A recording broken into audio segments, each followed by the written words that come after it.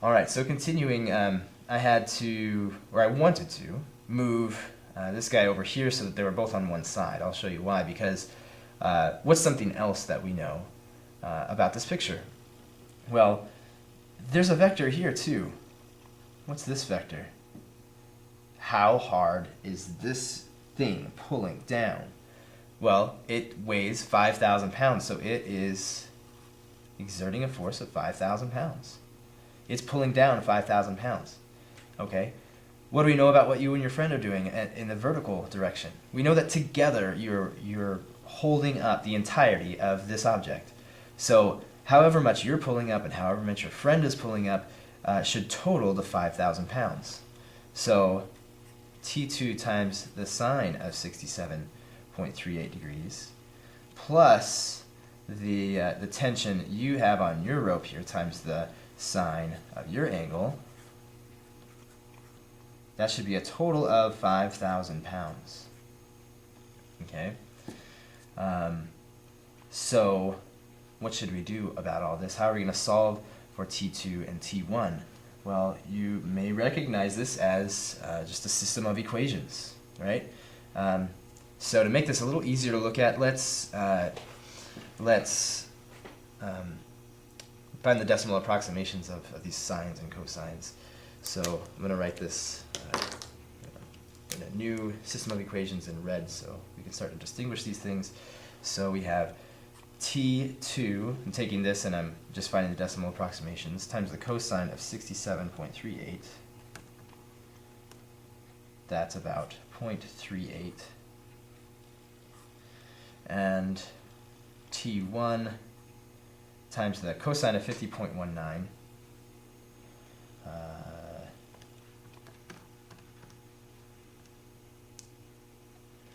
Is about 0.64. That's equal to 0, and then I'm going to take this and do the same thing here. So T2 times approximately the sine of 67.38, that's about 0.92. And then adding on to that, T1 times the sine of 50.19. That's 0.77 approximately. Those total up to 5,000 pounds. Okay. So what am I going to do with all of this? Well, if I can use the system of equations, I could use matrices, I could do all sorts of stuff. I'm just going to use elimination myself to make this into something that can cancel. I see this as positive and negative. So I would multiply this by 0.77 over 0.64 to cancel out the 0.64 and wind up with a 0.77 here. So I'm going to do the whole thing and then add it to this. Okay, so I'll take 0.38 times 0.77 over 0.64. And for this one, I'm going to get this new equation, T2 times 0.46 minus T1 times 0.77 equals 0. Okay, and so now we're going to cancel these out, we're going to add everything together, and we're going to get T2 times 1.8, that's a 3,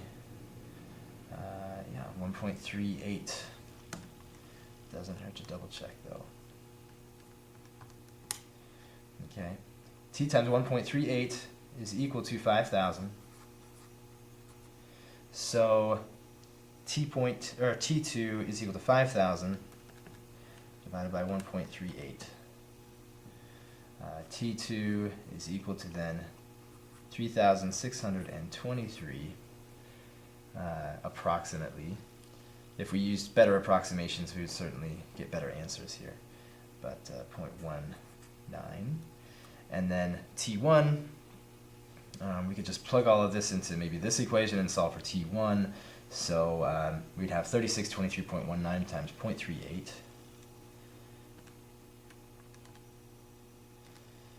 Okay, and then we would divide we would take that over there and divide by negative 0.64.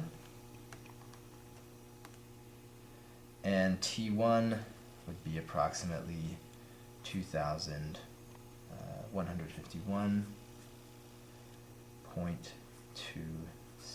Okay, so all of our approximations have made this a little different than what the book gets, but we've done the work correctly. Okay, let's see. Let's go on to the last example here, 87. 87. So in 87, there's a barge. I'm going to draw this barge a little bigger. It's being towed by 2 tugboats, and here they have the same angle. Okay, they're pulling, and the total of their pulling in the x direction, right, is what does it say? 6,000 pounds. Okay. Well, we know that if it's the same angle, it's just, I mean, I hope that we can just assume that it makes sense that they would be pulling just in equal magnitudes, just in these different directions. So both of them can have tension T. Okay, so this guy is pulling with this much tension, and they're pulling with the same amount of tension. So it's the result of this horizontal amount that each of them are pulling, and a little bit of this on the vertical that they're pulling. Okay, so whatever the angle is, the tensions of each of them is going to be, let's see, yes, so the tension times, so this is going to, the horizontal component is going to be T times the cosine of the angle. Okay, that's this horizontal thing, T times the cosine of theta. And then, or I guess we should say the magnitude. Then we'll just call it the tension.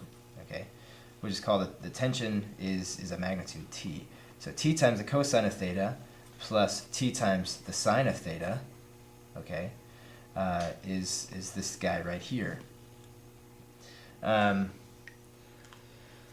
So let's see. We know that they're pulling with an equal amount in the horizontal direction as well, right? So T times the cosine of theta must be equal to, they're doing half of the work. So if they're each doing half the work, this must be 3,000 pounds. And so what does it say here? It says to first write the resultant tension T of each tow line as a function of theta. Determine the domain of the function. So T must be equal to 3,000 pounds over the cosine of theta. Okay, so the domain it would be all values that don't make the denominator 0. So as long as we stay between 0 and don't get all the way to 90, then we must be okay. Okay, so between 0, that's bigger than 0, and all the way up to, but not including, 90 degrees, that must be the domain. Part B says use a graphic utility to complete the table,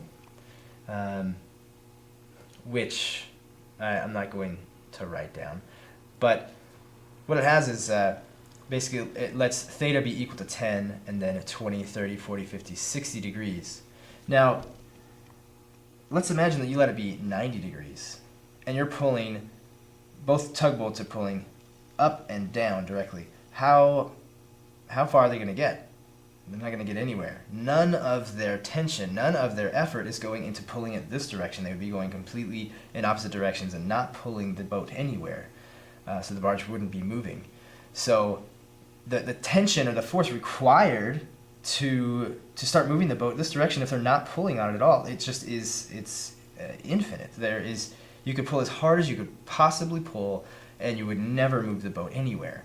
Okay, so you can imagine that the bigger this angle gets, the harder and harder you're going to have to pull on that rope, so that enough of your pulling goes horizontally, so that you actually pull the boat somewhere. So let's see. Yeah, if we look at the graph as we approach 90 degrees, that tension is just going to just skyrocket. It's going to increase without bound, right? There's going to be an asymptote there at 90 degrees, which we can see from, this is the function right here. So it says, well, part D says, explain why the tension increases as theta increases. Because as theta increases and approaches 90, the tension required, this just would be just infinite. It would be astronomical. It would be impossible to pull hard enough in this direction and get the boat to move this direction, right? So that's pretty much that whole problem, okay? So thanks for watching all these videos. I know there are a lot, but thanks again. I'll see you next time.